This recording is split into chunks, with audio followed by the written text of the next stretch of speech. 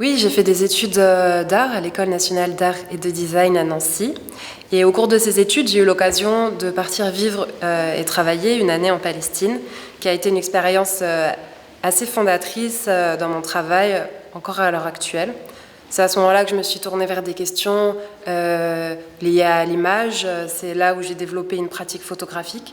Je me suis aussi tournée à ce moment-là vers des questions liées aux outils de contrôle, de surveillance, d'enclave, qui sont encore au centre de mes préoccupations aujourd'hui, même si je me détache de plus en plus de ce territoire-là et que je développe ma pratique dans d'autres régions, comme en Tunisie, au Maroc et plus récemment en France et en Belgique.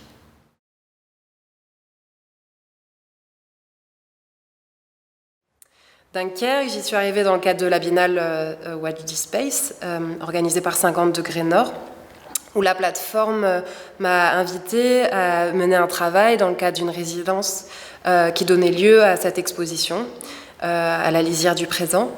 Et en parallèle de ça, le BPS 22 à Charleroi a souhaité produire un livre qui accompagne ce travail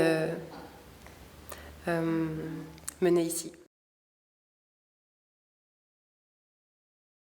Alors, en parlant de méthode, ce travail s'est peut-être détaché de cette manière de faire, puisque je me suis rendue dans ce lieu qui est un bois à Grande-Synthe, enclavé entre autoroute et gare de triage, et dans lequel ce lieu avait été investi par des exilés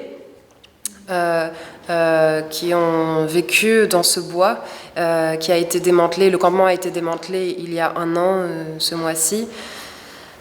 Et donc, je me suis rendue presque quotidiennement dans cet endroit qui était désert. Et donc, pour la première fois, je menais un travail sans les personnes, sans ces échanges et sans ces interactions.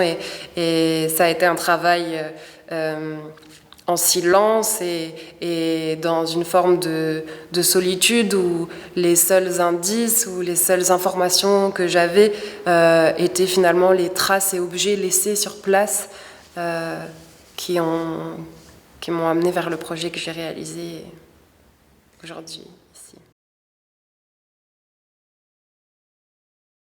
De la Schtroumpfette.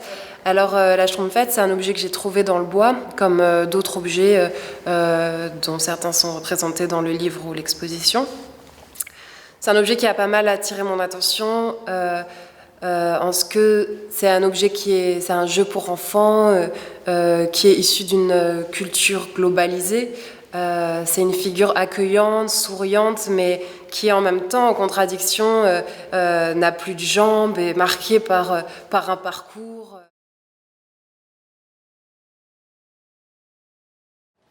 Oui, donc il y a 3 types d'images dans cette exposition et dans le livre. Il y a des images de portraits d'arbres, ces figurines photographiées, extraites du lieu et photographiées sur fond blanc.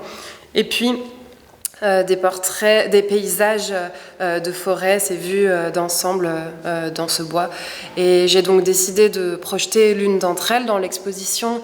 Pour moi, c'était important qu'il y ait un rapport presque à échelle 1, ce qui permettait de témoigner de ces traces et de ces objets dont la végétation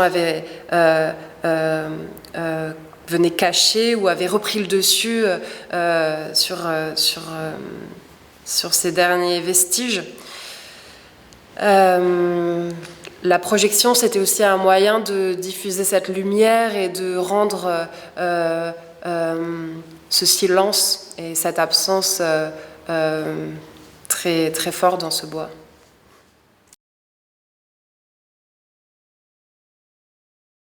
Oui, bien sûr, il y a beaucoup d'artistes qui m'accompagnent et qui m'influencent au quotidien dans mes recherches et dans mes questionnements.